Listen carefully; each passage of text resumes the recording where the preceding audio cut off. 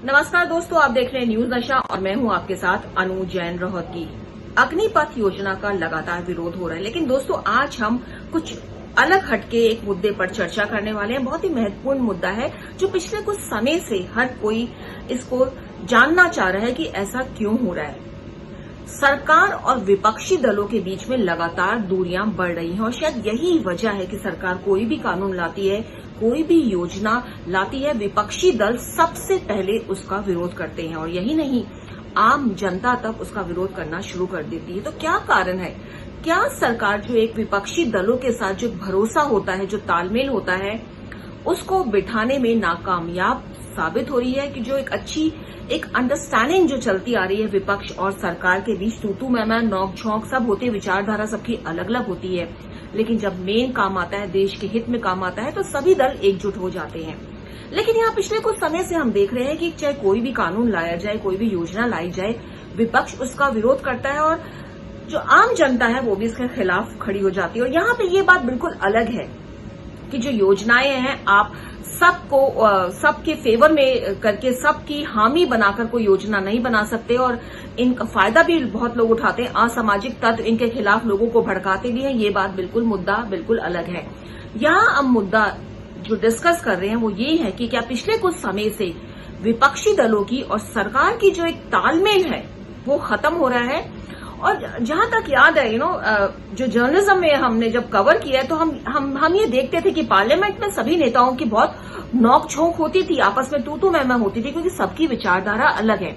लेकिन जैसे ही सब लोग पार्लियामेंट से बाहर निकलते थे, वही सब हंसना, बोलना, आपस में चाय पीना, एक दूसरे के घर जाना, ग्रीटिंग्स, हर त्योहारों पे एक दूसरे को ग्रीटिंग देना।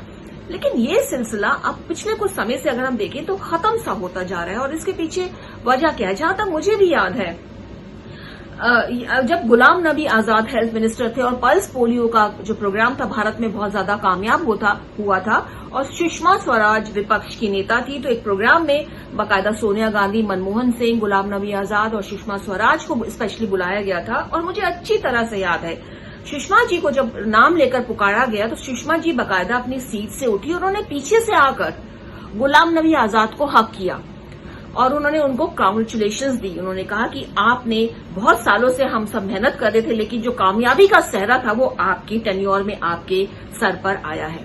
तो ये रिलेशंस की बात कर रहे हैं। और हमने ये भी देखा है कि महेश शर्मा कल्चर मिनिस्टर थे, उनसे दिग्विजय सिंह मिलने आए थे और जब बाहर निकले तो बाकायदा महेश शर्मा, क्योंकि दिग्विजय सिंह बहुत ही सीनियर लीडर हैं कांग्रेस के, बाहर तक उनको छोड़ने के लिए आए और बाकायदा ग्रीट किया। जबकि अगर देखा जाए तो बीजेपी और कांग्रेस जो है किस तरह से खड़ी हुई है, जिस तरह के संबंध है। और हाल फिलहाल में स्मृति ईरानी का तो ये वीडियो बहुत वायरल हुआ है कि पार्लियामेंट के जो संसद में जब उन्होंने मुलायम सिंह यादव के पांव छुए तो काफी वायरल हुआ। तो ये संबंध जो है, ये हम ये कहना चाह रहे हैं, ये संबंध इतने कटु क्यों होते जा रहे हैं? क्यों कोई भी योजना आती है, चाहे वो किसान कानून हो, चाहे वो अग्निपथ हो, सीए हो, विपक्ष को जो भरोसे में लेने में सरकार नाकामयाब साबित क्यों हो रही है? क्यों जनता को विश्वास में नहीं लिया जा रहा? यह बात बिल्कुल अलग है। जैसा कि हम पहले कह चुके हैं कि कुछ असामाजिक तत्व जानबूझकर गड़बड़ी फैलाते हैं और इसी मुद्दे पर आज हम चर्चा करेंगे। हमारे साथ आज है राशिद अल्वी जी हैं, कांग्रेस के लीडर हैं।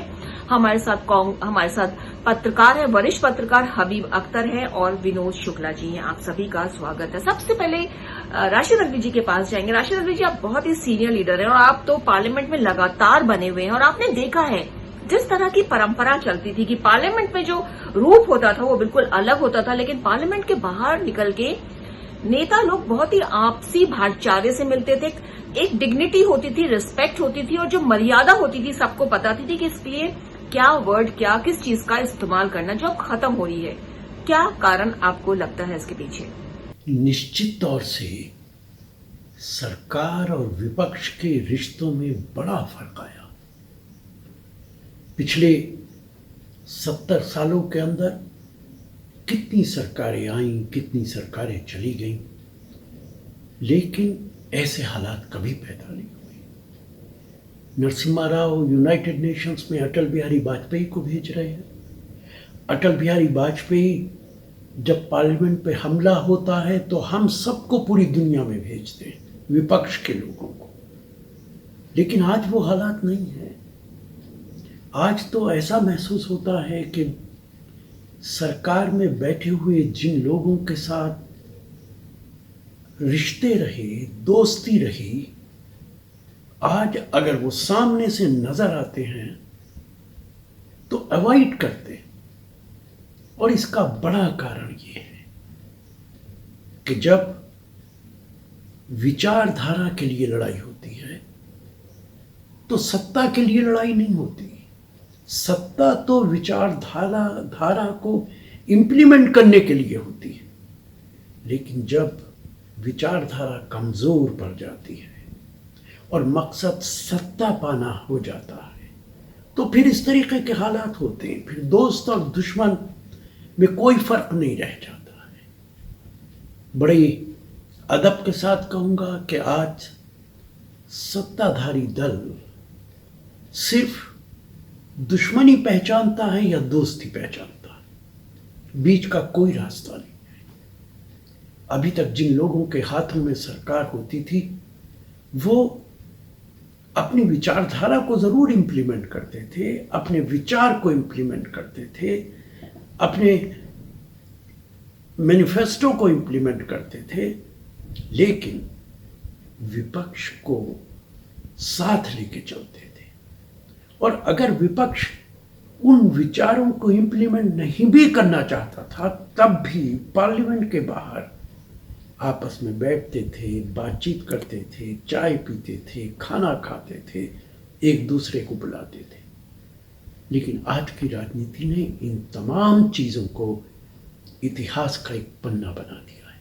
मैं नहीं कह सकता आने वाला वक्त क्या होगा, वो हालात दोबारा वापस आएंगे कि नहीं आएंगे, लेकिन कम से कम आज हरगिज ऐसा नहीं लगता है कि भविष्य करीब के अंदर, मुस्तकबिल करीब के अंदर ऐसे हालात पैदा हो जाएंगे। तो बहुत ही अहम बात यहाँ पे की है राशिद अल्वी जी ने कि बीच का रास्ता खत्म हो गया। या दोस्त है या दुश्मन है, विचारधारा अलग हो सकती है, लेकिन सत्ता पाने की जो आस होती है उसमें कहीं ना कहीं उनका आरोप है कि बीजेपी जो है सत्ता पाने का लालच है। और विचारधारा सबकी अलग हो सकती है, लेकिन सत्ता पाने के लालच में वो बिल्कुल दरकिनार करे हुई है विपक्ष को। चलते हैं अब हबीब अख्तर जी के पास। हबीब जी, आपको क्या लगता है, क्या सरकार इस तरह के जो कानून लाती है, चाहे वो अग्निपथ हो, उससे पहले किसान कानून हो, सीए हो, आपको लगता है कि चीजें अच्छी होते हुए भी सरकार जनता का भरोसा नहीं जो है समेट पाती है, विश्वास नहीं दिला पाती है कि जो वो योजनाएं लाई है वो ठीक है, और यही कारण है कि जो विद्रोह होता है वो हो ही जाता है? अनु जी, बात ऐसी नहीं है। सरकार जो फैसले लेती है वो सही होते हैं, लेकिन जनता तक को उसका खुलासा नहीं हो पाता, वो उसे समझ नहीं पाती। बात ये नहीं है, जनता सब समझती है। जनता ने समझा, इसीलिए किसान कानून जो 3 बनाए थे उसे सरकार को वापस लेना पड़ा। जनता सब समझती है। CAA कानून इन्होंने जो बनाया उसके विरोध हुआ, पूरे देश में हुआ, शाहीन बाग खड़ा हुआ। शाहीन बाग को तोड़ने के लिए सरकार ने 10 तरह की चीजें की। उसी तरह से अभी अग्निपथ योजना के तहत सैनिकों की एडहॉक भर्ती का, ठेके पे के भर्ती का फैसला लिया है, वो भी केवल 4 साल के लिए। आप क्या समझते हैं? लोग समझते नहीं है भाई। देश को जो सुरक्षा देता है उसको के जीवन की सुरक्षा हम नहीं दे रहे हैं, सरकार नहीं दे रही है, समाज नहीं दे रहा है। वो जीवन की सुरक्षा के बिना देश की सुरक्षा करे, समाज की सुरक्षा करे, ये कैसे संभव है? मेरा मानना है कि सरकार गलत फैसले लेती है और जनता को गुमराह करना चाहती है, बाद में अमेंडमेंट करती घूमती है। आप देखिए ना, नोटबंदी के ऊपर कितने सारे इन्होंने बदलाव किए। CAA का अभी तक कोई फाइनल नहीं कर पाए ये लोग, और सीधे सीधे तौर पे इन्हें किसान के खिलाफ जो बनाए हुए कानून थे उन्हें वापस लेना पड़ा। इसलिए ये गलतफहमी फैलाने की कोशिश नहीं होनी चाहिए कि सरकार सही फैसले ले रही है और सही फैसलों का जनता विरोध कर रही है। सरकार को समझ जाना चाहिए, लगातार उसकी हार हो रही है, उसके ऊपर सवाल उठाए जा रहे हैं, और वो जनता को पहले विश्वास में ले, संसद को पहले विश्वास में ले, तब कानून या योजनाएं लेकर आए, तभी वो सफल और फलीभूत होगी और देश हित में होगी। धन्यवाद अनुजी, बहुत बहुत शुक्रिया आपका, आपने मुझे बुलाया, धन्यवाद। हबीब जी ने तो सिरे से नकार दिया कि कोई भी कानून, कोई भी योजना सरकार की अच्छी नहीं है, जनता बहुत समझदार है, वो इसलिए विरोध करती है। लेकिन यहाँ ये कहना बहुत जरूरी है, अग्निपथ को अगर हम देखें जिस तरह का हुड़दंग हुआ है, उससे कहीं ना कहीं कोई लगता है कि कंस्पिरेसी तो हुई है, क्योंकि जिन लोगों ने हुड़दंग किया है और जो हम देखते हैं फुटेज, उन लोगों की उम्र अगर हम देखें 17 से 21 साल के बीच की जो उम्र है, जो बॉडी लैंग्वेज है, जो लैंग्वेज है, वो कहीं ना कहीं लगती नहीं है कि सेना की तैयारी कर रहे, क्योंकि उन लोगों की भी फुटेज सामने आई है जो सच में यंगस्टर्स सेना की तैयारी कर रहे हैं। वो इस अग्निपथ का विरोध कर रहे हैं, लेकिन बहुत ही शांति प्रिय तरीके से। उनकी जो एक्सरसाइज है, जो उनकी जो डेली रूटीन है, वो कभी कम नहीं हो रहे हैं। तो यहाँ पे कहीं ना कहीं लगता है। लेकिन हबीब जी ने एक बात बहुत अच्छी यहाँ पे कही कि संसद के में और जनता के बीच जाके सरकार को है विश्वास में लेना ही पड़ेगा, तभी ही कोई योजना कामयाब हो सकती है। विनोद शुक्ला जी, आपके पास चलते हैं। आपको लगता है जो हबीब जी कह रहे हैं कि सारी योजनाएं गलत हैं और जनता समझदार हो गई है इसलिए उसका विरोध करती है, कहीं कोई गड़बड़ नहीं है, जनता ये खुद विरोध करती है, कहीं कुछ नहीं होता है, ये क्योंकि योजनाएं गलत हैं इसलिए जनता समझदार है, वो उसका विरोध कर रही है? जिस तरह से अग्निपथ योजना के खिलाफ पूरे देश में विरोध प्रदर्शन चल रहा है, वो एक योजनाबद्ध तरीके से किया गया काम ज़्यादा नज़र आ रहा है। इसलिए कि इस तरह का एक बाकायदा ट्रेंड रहा है, चाहे आप कृषि के कानून के विरोध की बात करें, सीए के खिलाफ प्रदर्शन की बात करें, जीएसटी के प्रदर्शन की बात करें, यूएस प्रेसिडेंट ट्रंप के विजिट के समय दिल्ली दंगों की बात करें, या प्रधानमंत्री, राष्ट्रपति और दिल्ली उत्तर प्रदेश के मुख्यमंत्री की कानपुर यात्रा के दौरान वहाँ पर विरोध प्रदर्शन की बात करें, ये एक बाकायदा इस तरह की योजना के तहत काम किया जा रहा है जिससे कि पूरे देश में अस्थिरता नजर आए। और ये मैसेज न केवल भारत में बल्कि कुछ केसेस में तो पूरे विश्व में ये मैसेज देने की कोशिश की जाए कि सरकार न केवल ऐसा काम कर रही जिससे लोगों को परेशानी का सामना करना पड़ रहा है, बल्कि सरकार का इनकॉम्पिटेंस साबित हो। ये एक बड़ी योजना का हिस्सा है। इसलिए कि जिस तरह से अग्निपथ योजना का विरोध तुरंत शुरू हुआ, वो अपने आप में बड़ा आश्चर्यजनक था। और जितना विरोध प्रदर्शन करने वाले लोग हैं, वो उनमें से कोई भी 17 से 21 वाले बहुत कम लोग नज़र आ रहे हैं। एक और महत्वपूर्ण बात इसमें यह है कि इस योजना के विरोध में जनता दल यू, जो एनडीए का पार्टनर है बिहार में, उसने भी अपने जो इधर उसके डिफरेंसेस चल रहे हैं आरसीपी सिंह के मामले के बाद से, उसमें मोदी सरकार को आर्म ट्विस्ट करने की कोशिश की, मौके का फ़ायदा उठाया और सबसे ज़्यादा नुकसान इस मामले को लेकर के लगभग 200 करोड़ से ज़्यादा बिहार में किया गया। तो ये बाकायदा एक योजनाबद्ध तरीके से किया जाने वाले कृत्य ज़्यादा लग रहे हैं, इंस्टेड ऑफ कि ये स्पॉन्टेनियस थे या स्वस्फूर्त मूवमेंट थे। इन सब बातों पर मुझे लगता है कि ज़्यादा उससे देखने की ज़रूरत है।